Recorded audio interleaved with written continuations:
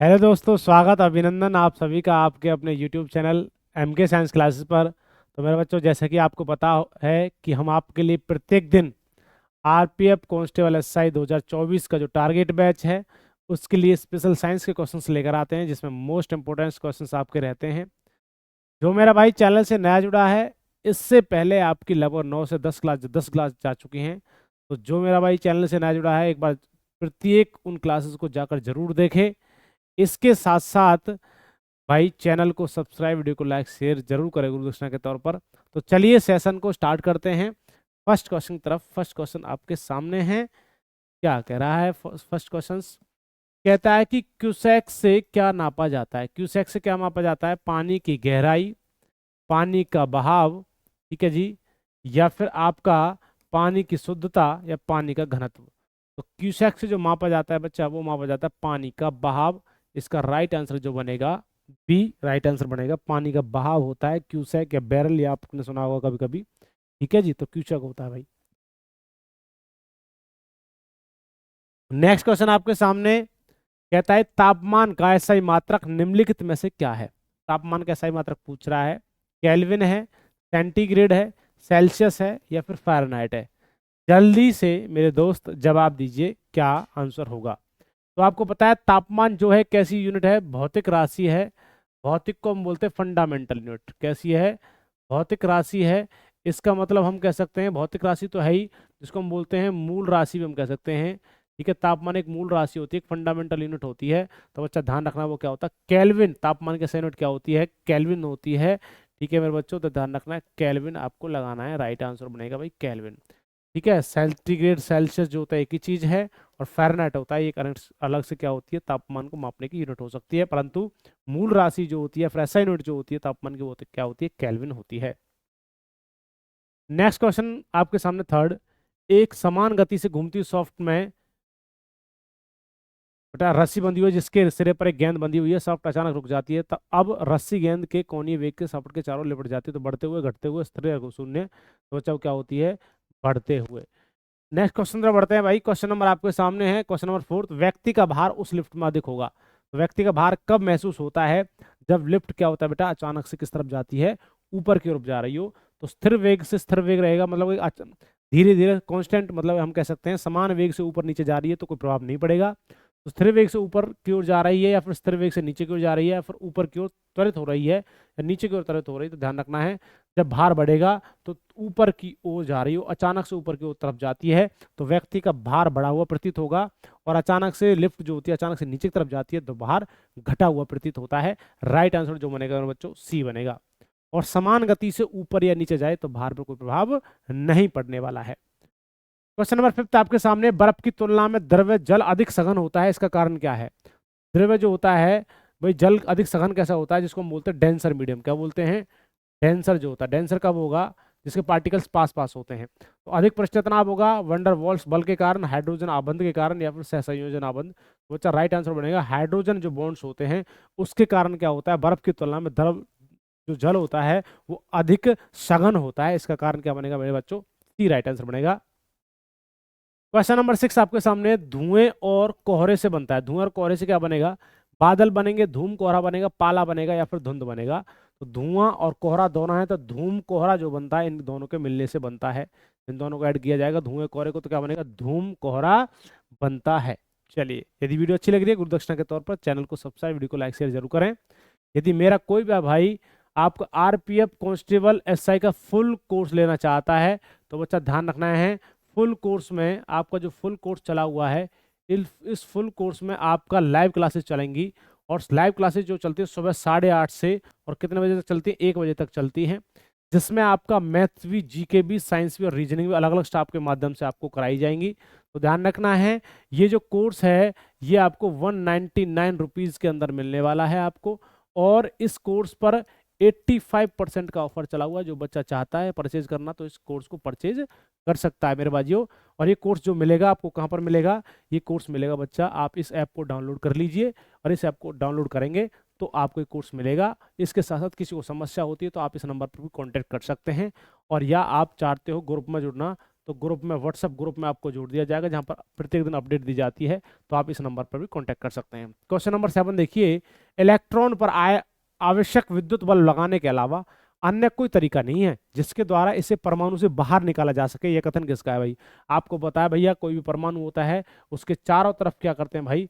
Electron revolve करते हैं, electron घूमते हैं। तो मेरे बच्चों ध्यान रखना है, उससे इलेक्ट्रॉन को निकाला जा सकता है। तो अंशतः सही है, अंशतः गलत है, पूर्णतः सही है, पूर्णतः गलत है। तो ये बात पूर्णतः सही होती है, बिल्कुल राइट आंसर बनेगा मेरे बच्चों, सी राइट आंसर बनेगा। चलिए नेक्स्ट क्वेश्चन पर बढ़ते हैं भाई। क्वेश्चन नंबर आपके सामने है नेक्स्ट। कहता है डायनेमो बदलता है, डायनेमो किस एनर्जी को किस एनर्जी में कन्वर्ट करता है? तो बच्चा देखिए, कहता है कि यांत्रिक ऊर्जा को रासायनिक ऊर्जा में, या फिर विद्युत ऊर्जा को यांत्रिक ऊर्जा में, यांत्रिक ऊर्जा को विद्युत ऊर्जा में, और विद्युत ऊर्जा को परमाणु ऊर्जा में, मैकेनिकल एनर्जी को केमिकल एनर्जी, इलेक्ट्रिकल एनर्जी को मैकेनिकल एनर्जी, मैकेनिकल एनर्जी को इलेक्ट्रिकल एनर्जी, और इलेक्ट्रिकल एनर्जी को एटॉमिक एनर्जी। तो राइट आंसर बनेगा मेरे बच्चों, यांत्रिक ऊर्जा को विद्युत ऊर्जा में कन्वर्ट करेगा। डायनेमो एक यंत्र है, और जब यंत्र चलेगा तो किस लिए चलाया जाता है? उसको बिजली के लिए चलाया जाता है। राइट आंसर जो बनेगा बच्चों, सी राइट आंसर बनेगा। चलिए नेक्स्ट क्वेश्चन बढ़ते हैं। क्वेश्चन नंबर 9 है, सौरमंडल की खोज सर्वप्रथम किसने की थी? सौरमंडल खोजकर्ता कौन है? कोपरनिकस है, मार्कोनी है, गैलीलियो है, फिर आर्यभट्ट है। तो बच्चा कोपरनिकस की जो खोज करी है वो किसने करी है बच्चा? सौरमंडल की खोज किसने करी है? सौरमंडल की कोपरनिकस ने इसकी खोज करी है। मार्कोनी, जी मार्कोनी जो है, इन्होंने, जी मार्कोनी ने किसकी खोज की मेरे दोस्तों? इन्होंने करी है रेडियो की। किसकी खोज करी है? रेडियो की खोज की है। गैलीलियो ने ब्रह्मांड की खोज करी है। ब्रह्मांड की खोजकर्ता कौन है? गैलीलियो है। आर्यभट्ट किसकी खोज करी है? शून्य की खोज करी है। मैथ्स के अंदर शून्य की खोजकर्ता कौन है? आर्यभट्ट है। ठीक है जी। चलिए नेक्स्ट क्वेश्चन पर बढ़ते हैं। क्वेश्चन नंबर 10, दूर की वस्तुओं को देखने के लिए किस उपकरण का प्रयोग किया जाता है? पेरिस्कोप का, माइक्रोस्कोप का, सेक्सटेंट का, या फिर बाइनोकुलर का? तो बच्चा बाइनोकुलर जो होता है इसको हम बोलते हैं दूरबीन। क्या बोलते हैं? दूरबीन कहा जाता है। तो मेरे बच्चों राइट आंसर जो बनेगा इसका क्या होता है? बाइनोकुलर जो दूरबीन होता है दूर की वस्तुओं को देखने के लिए यूज किया जाता है। पेरिस्कोप को लंबी दूरी की वस्तु को देखने के लिए किया जाता है। माइक्रोस्कोप तो बच्चा किसी बैक्टीरिया को देखने के लिए यूज किया जाएगा, ध्यान रखना है। चलिए नेक्स्ट क्वेश्चन पर बढ़ते हैं भाई।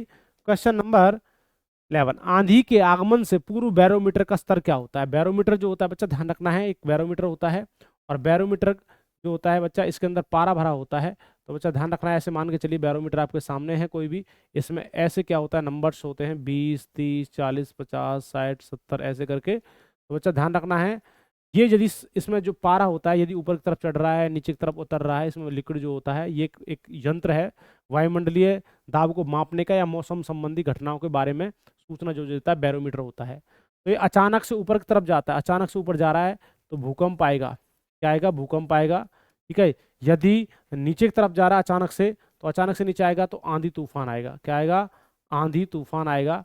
यदि ये धीरे धीरे धीरे धीरे ऊपर की तरफ जा रहा है तो मौसम साफ। कैसा रहेगा? मौसम साफ रहेगा।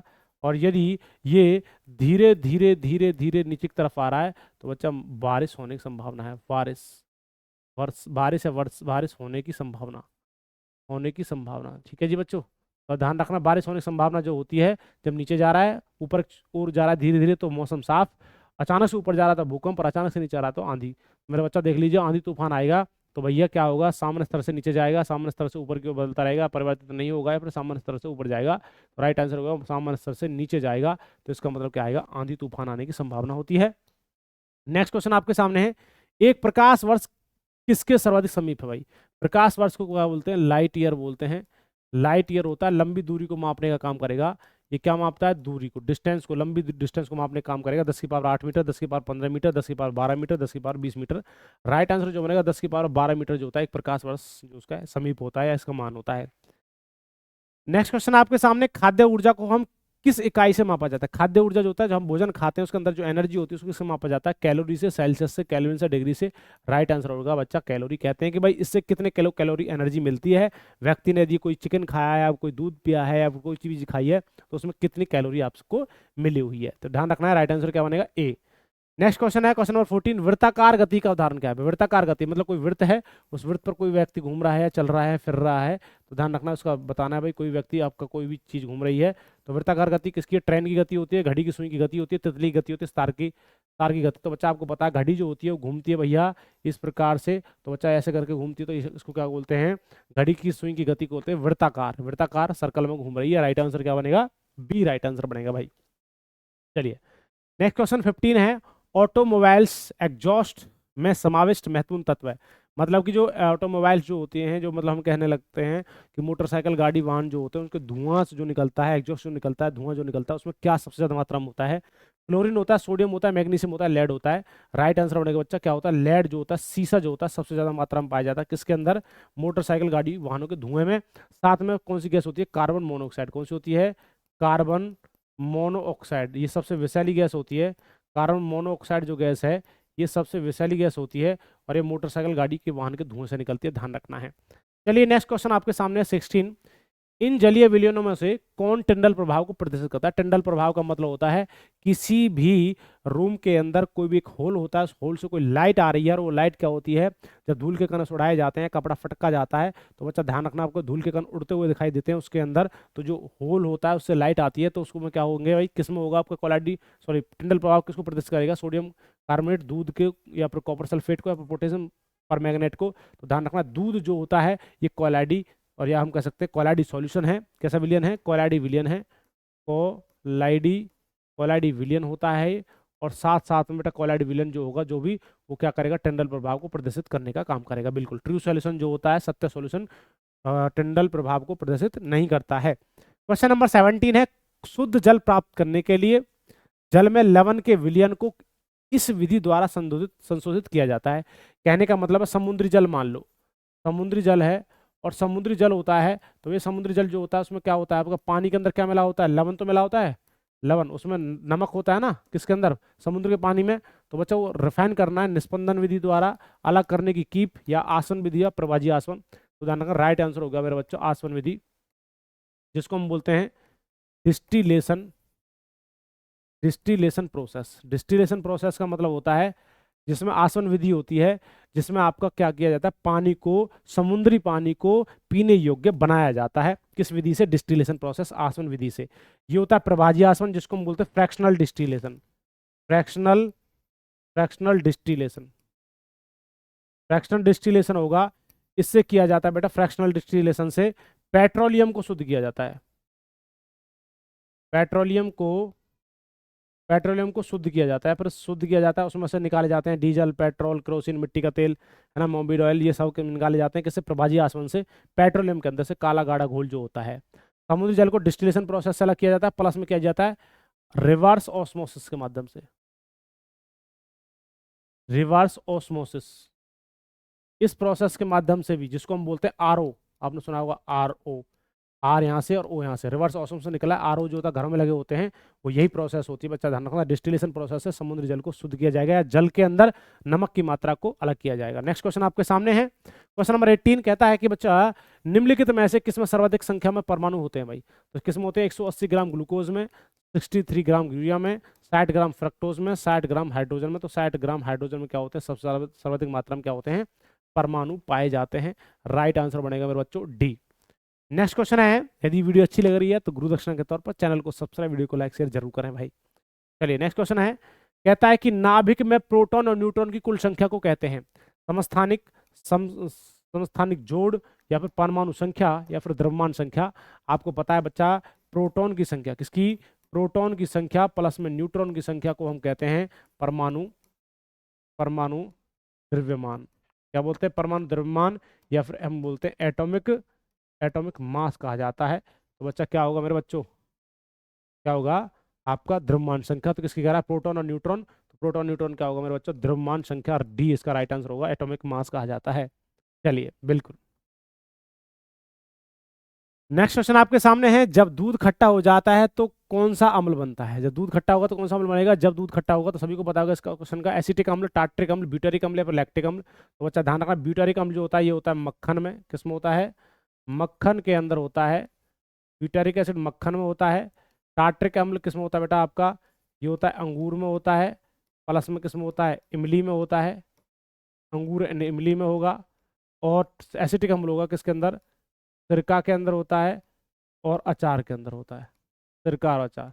और लैक्टिक एसिड जो होता है ये होता है दूध में, दूध, दही और छाय। ठीक है मेरे बच्चों, तो ध्यान रखना है। चलिए अगले क्वेश्चन की तरफ बढ़ते हैं भाई। नेक्स्ट क्वेश्चन आपके सामने है, तो इसमें जवाब क्या होगा मेरे बच्चों? दूध खट्टा होता है किसके कारण? लैक्टिक एसिड के कारण। राइट आंसर डी बनेगा। नेक्स्ट क्वेश्चन आपके सामने है, किसे दुर्बल अम्ल कहते हैं? दुर्बल अम्ल का मतलब होता है आपका वीक एसिड, कमजोर जो है, मतलब कि वीक वो होगा। स्ट्रॉन्ग और वीक का अंतर क्या होता है? जब कोई भी अम्ल जल के साथ अभिक्रिया करके H पॉजिटिव आयंस ज्यादा देगा तो स्ट्रॉन्ग एसिड है, और यदि कम H पॉजिटिव आयंस देगा तो वीक एसिड होता है। ज्यादा देगा तो स्ट्रॉन्ग एसिड और कम देगा तो वीक एसिड। HCl, HF या फिर HI या फिर हाइड्रोजन आयोडाइड होता है, हाइड्रोजन फ्लोराइड होता है, हाइड्रोक्लोरिक एसिड होता है, हाइड्रोजन ब्रोमाइड होता है। तो राइट आंसर बेटा हाइड्रोजन जो फ्लोराइड होता है क्या होता है? Hydrogen fluoride. हाइड्रोजन फ्लोराइड जो होता है तो बच्चा वो क्या होता है? आपका दुर्बल अम्ल होता है, क्या कह सकते हैं? वीक एसिड होता है भाई। राइट आंसर बनेगा बी। नेक्स्ट क्वेश्चन है भाई 22, बैटरी आवेशन की क्रिया में किसका स्थानांतरण होता है? बैटरी के अंदर जो चार्ज जो होते हैं किस क्रिया में किसका स्थानांतरण किसके कारण होगा? न्यूट्रॉन के कारण, प्रोटॉन के कारण, इलेक्ट्रॉन प्रोटॉन के कारण, या फिर केवल इलेक्ट्रॉन? तो बच्चा ध्यान रखना, बैटरी क्या देती है? करंट देती है। क्या देती है? करंट। इसका मतलब इलेक्ट्रिक करंट देती है। इलेक्ट्रिक करंट तो इलेक्ट्रॉन का फ्लो होगा। तो राइट आंसर क्या होगा? इलेक्ट्रॉन का फ्लो होता है भाई, ध्यान रखना है। राइट आंसर क्या होगा? डी राइट आंसर होगा मेरे बच्चों। चलिए नेक्स्ट क्वेश्चन आपके सामने है भाई 23 का जवाब दीजिए। क्षार होते हैं, क्षार को हम बोलते हैं बच्चा बेस। क्या बोलते हैं? बेस। बेस को क्षार बोलते हैं। स्वाद में कैसे होते हैं? आपके होते हैं कैसे? कड़वे होते हैं। बेस जो होते हैं कड़वे और होते हैं, और कैसे होते हैं? चिपचिपे। कड़वे और चिपचिपे होते हैं आपके कौन? क्षार जो होते हैं भाई। ठीक है, बताइए बेटा। प्रोटॉन देने वाले होते हैं, प्रोटॉन लेने वाले होते हैं, न प्रोटॉन देने वाले न प्रोटॉन लेने वाले। वस्तु जिसके साथ लवण मिलकर अम्ल बनाता है। तो बच्चा ध्यान रखना है, क्षार जो होते हैं प्रोटॉन लेने वाले, ये क्या करते हैं? प्रोटॉन को गेन करने का काम करेंगे। कौन बच्चा? जो आपके क्षार होते हैं, इसका मतलब जो बेस होते हैं। चलिए नेक्स्ट क्वेश्चन पर बढ़ते हैं भाई। क्वेश्चन नंबर 24 है, मांसपेशियों का अध्ययन क्या कहलाता है? माइकोलॉजी, मायोलॉजी, मेस्ट्रोलॉजी या फिर नेफ्रोलॉजी? नेफ्रोलॉजी तो मेरा बच्चा किसका होता है? विक्र का अध्ययन होता है। किसका होता है? विक्र या फिर गुर्दा जिसको हम बोलते हैं, गुर्दे का अध्ययन होता है। विक्र या गुर्दा या किडनी हम कह सकते हैं। ये तो होता है आपका नेफ्रोलॉजी, क्योंकि नेफ्रॉन जो होती है विक्र की सब छोटी का ही होती है। उसके बाद बच्चा मायोलॉजी जो होता है, ये मांसपेशियों का होता है। मांसपेशी, क्योंकि मायोसिन इसके अंदर क्या होता है भाई? प्रोटीन होता है। मांसपेशियों का अध्ययन होता है। और माइकोलॉजी जो होता है मेरे बच्चों, वो होता है कवकों का अध्ययन। क्या होता है? कवकों का अध्ययन, ध्यान रखें। चलिए समझ में आएगा भाई ये बात? बच्चा इसका राइट आंसर जो बनेगा मायोलॉजी बनेगा। किसका? मांसपेशियों का। मायोसिन इसके अंदर प्रोटीन पाया जाता है। किसमें? मांसपेशियों में। हड्डियों में कौन सा पाया जाता है? ओसिन प्रोटीन पाया जाता है। चलें भाई नेक्स्ट क्वेश्चन देखिए। क्वेश्चन नंबर 25, जेरंटोलॉजी निम्नलिखित में से किसके अध्ययन से संबंधित है? देखिए जेरंटो मतलब जीरो, और जीरो इंसान कब हो जाता है? त्वचा के कारण, महिलाओं के कारण, शिशु के कारण, वृद्धि वृद्ध के कारण। तो बच्चा ध्यान रखना, व्यक्ति वीर हो जाता है वृद्ध अवस्था में। किस अवस्था में? वृद्ध अवस्था। वृद्ध अवस्था को बोलते हैं बेटा आपका ओल्ड एज में। ओल्ड एज में व्यक्ति क्या होता है? जीरो हो जाता है। तो राइट आंसर जब बनेगा जेरंटोलॉजी होता है वृद्ध अवस्था का, बिल्कुल। और त्वचा जो होता है इसको हम बोलते हैं डर्मेटोलॉजी। क्या बोलते हैं? डर्मेटोलॉजी। त्वचा का अध्ययन जो होता है वो होता है डर्मेटोलॉजी, ध्यान रखें भाई। तो जवाब क्या होगा मेरे बच्चा? डी इसका राइट आंसर होगा। चलिए नेक्स्ट क्वेश्चन तरफ बढ़ते हैं भाई। क्वेश्चन नंबर 26, क्वेश्चन कहता है नलिका विहीन ग्रंथियां फिर डक्टलेस ग्रंथियों का अध्ययन करने वाली जंतु विज्ञान की शाखा को क्या कहते हैं? बेटा डक्टलेस जो होती हैं, डक्टलेस को हम बोलते हैं, आपकी ग्रंथियां होती है जिसको हम बोलते हैं डक्टलेस, में डक्ट नहीं होगा, उसको हम बोलते हैं मेरे बच्चों क्या चीज? उसको हम बोलते हैं एंडोक्राइन एंडोक्राइन ग्लैंड्स। क्या बोलते हैं? एंडोक्राइन ग्लैंड्स बोलते हैं, जिसको हम बोलते हैं हिंदी में अंतःस्रावी अंतःस्रावी ग्रंथि। अंतःस्रावी ग्रंथियां होती हैं, इनके अंदर कोई नली नहीं होती है। जूस को एंडोक्राइन ग्लैंड्स क्या निकालती है? जूस भी निकालती है, जूस निकालती है। जूस के अंदर होता क्या है? जूस के अंदर दो चीजें होती हैं, एक तो होता है एंजाइम, एक तो होता है एंजाइम्स, और एक होता है हार्मोन्स। अब बच्चा विशेष तौर पर ध्यान रखिए, एंजाइम्स और हार्मोन्स निकालेंगी बच्चा। हार्मोन्स जो आपकी एंडोक्राइन ग्लैंड्स होती है मोस्टली क्या निकालती हैं? आपका हार्मोन्स निकालने का काम करती है सबसे ज्यादा मात्रा में। बच्चा ध्यान रखना है, ये क्या होता है? एंडोक्राइनोलॉजी जो होता है किसका अध्ययन होता है? इन ग्रंथियों का होता है, जिसमें क्या होता है? डक्ट नहीं होती है, इसको हम बोलते हैं एंडोक्राइन ग्लैंड्स या अंतःस्रावी ग्रंथियां। नेक्स्ट क्वेश्चन है 27, मायोसिस शब्द का प्रयोग सर्वप्रथम किसने किया था? फ्लेमिंग ने, लुइस ने, अरस्तु ने, एडवर्ड जेनर ने? तो बच्चा राइट आंसर होगा फ्लेमिंग ने मायोसिस शब्द का यूज किया था। और बेटा अरस्तु ने किसका किया था? बायोलॉजी का। किसका किया था? बायोलॉजी, जीव विज्ञान का। ठीक है, और एडवर्ड जेनर चेचक के टीके के बारे में बताया था। चेचक का टीका जो खोज करता है वो कौन है? एडवर्ड जेनर कहे जाते हैं। चलिए क्वेश्चन नंबर 28 आपके सामने है, कहता है मेरे बच्चा क्वेश्चन नंबर 28, पेलिकल निम्नलिखित में से किसका एक भाग है? पेलिकल किसका भाग होता है? क्रोमेटिड्स का है, क्रोमोसोम्स का है, मैट्रिक्स का है, इनमें से कोई नहीं। तो बच्चा पेलिकल जो होता है मेरा बच्चा वो किसका होता है, आपका क्रोमोसोम्स का भाग होता है। क्रोमोसोम्स के क्या बोलते हैं बच्चा, गुणसूत्र कहा जाता है। गुणसूत्र जो होते हैं वही जो गुणसूत्र आपके अंदर कितने होते हैं, 46 गुणसूत्र होते हैं। तो पेलिकल किसका भाग होता है, क्रोमोसोम्स का। बिल्कुल राइट आंसर जो बनेगा बच्चा बी राइट आंसर बनेगा, बिल्कुल। चलिए नेक्स्ट क्वेश्चन की तरफ बढ़ते हैं। और नेक्स्ट क्वेश्चन मेरे बच्चों के सामने, वह कोशिका अंग जिसमें डीएनए पाया जाता है। ऐसा कोशिका अंग जिसमें डीएनए पाया जाता है, तो जल्दी से बताइए, केंद्रक होता है, हरित लवक होता है, माइटोकॉन्ड्रिया होता है, या उपयुक्त सभी। तो बच्चा वह कोशिका अंग जिसमें डीएनए पाया जाता है, मेरे बच्चों ध्यान रखना, डीएनए जो पाया जाता है ये केंद्रक में पाया जाता है, न्यूक्लियस क्लोरोप्लास्ट में पाया जाता है, माइटोकॉन्ड्रिया में। तो उपयुक्त तो सभी इसका जवाब होने वाला है मेरे बच्चों। चलिए, यदि वीडियो अच्छी लग रही है तो गुरु दक्षिणा के तौर पर चैनल को सब्सक्राइब, वीडियो को लाइक शेयर जरूर करें और बढ़ते रहें, अपनी तैयारी को अच्छे तरीके से स्ट्रांग बनाएं। चलिए, क्वेश्चन नंबर आपके सामने 30, किसने न्यूक्लिक अम्ल की खोज करी। न्यूक्लिक एसिड क्या बोलते हैं इसको, न्यूक्लिक एसिड जो है, न्यूक्लिक एसिड के खोजकर्ता जो कहे जाते हैं मेरे बच्चों कौन है, सिसर ने, बेंडा ने, या फिर यूल्स ने, या फिर वॉन मॉल ने। देखते हैं भाई क्या जवाब होगा। तो मेरे बच्चे जवाब होगा सिसर ने न्यूक्लिक एसिड की खोज करी थी। और जो बेंडा था ना, ये माइटोकॉन्ड्रिया के कहे जाते हैं, माइटोकॉन्ड्रिया। बेंडा के खोजकर्ता कहे जाते हैं कौन भाई, बेंडा जो खोजकर्ता कहे जाते हैं माइटोकॉन्ड्रिया कहे जाते हैं। वैसे हमने कहा था अल्टमैन कहे जाते हैं, कौन कहे जाते हैं, अल्टमैन कहे जाते हैं। परंतु कहते हैं भाई सच्चाई में तो अल्टमैन ने 1886 में इसका नामकरण किया था माइटोकॉन्ड्रिया का, वैसे खोजकर्ता बेंडा ही कहे जाते हैं। चलिए नेक्स्ट क्वेश्चन पर बढ़ते हैं भाई। क्वेश्चन नंबर 31 है, मानव शरीर की जीवन रेखा। मानव शरीर की जीवन रेखा क्या है, तो मेरे बच्चों वो क्या होती है, कार्बोहाइड्रेट्स होती है। मतलब सबसे ज्यादा जो जीवन जीवन रूपी जो एक चीज है या फिर जीवन चलना है ना, तो वो कार्बोहाइड्रेट से मिलेगा, विटामिन से, प्रोटीन से, वसा से। तो मेरा बच्चा ध्यान रखना है, जो जीवन रूपी रेखा हम कह सकते हैं वो होता है बेटा कार्बोहाइड्रेट्स। कार्बोहाइड्रेट से आपको क्या मिल रहा है भाई, ऊर्जा मिल रही है। और जब तक आपको ऊर्जा मिलती रहेगी तब आप बोलते रहेंगे, काम करते रहेंगे। तो राइट आंसर मेरे बच्चों क्या बनेगा, ए राइट आंसर बनेगा भाई इसका। विटामिन जो होते हैं ये रक्षात्मक क्या होते हैं, रक्षात्मकता प्रदान करते हैं, ठीक है। और उसके बाद प्रोटीन जो होते हैं वो शरीर का निर्माण क्या करते हैं, शरीर का निर्माण करते हैं। शरीर के जो निर्माता हैं वो कौन कहे जाते हैं, वही वो कहे जाते हैं प्रोटीन। और इसके साथ साथ और जो वसा होता है भाई, वो आपको क्या देने का काम करेगा, ऊष्मा देने का काम करेगा। या हम कह सकते हैं भाई साहब, आपको हीट देने का जो काम करता है वो कौन करता है भाई, आपका वसा करता है। चलिए नेक्स्ट क्वेश्चन पर बढ़ते हैं भाई। कहता है कि बढ़ते हुए क्रम में मानव शरीर में विद्यमान प्रमुख तत्व हैं। भाई ऐसे कौन कौन से एलिमेंट हैं जो मनुष्य के शरीर में पाए जाते हैं, तो बताना है मेरे बच्चों क्या क्या होंगे। तो कैल्शियम, लोह, sodium, phosphorus, calcium, phosphorus, potassium, गंधक, कैल्शियम, लोह, सोडियम, गंधक, या फिर कैल्शियम, पोटेशियम, फास्फोरस, लोह। तो बच्चा ध्यान रखना, बढ़ते क्रम की मैं बात करूं तो कैल्शियम होता है, लोहा होता है, सोडियम होता है, गंधक होते हैं, सबसे ज्यादा मनुष्य के शरीर में पाए जाते हैं। इसका राइट आंसर जो होगा 32 का, वो सी राइट आंसर होगा भाई। चलिए आगे की तरफ चलते हैं भाई।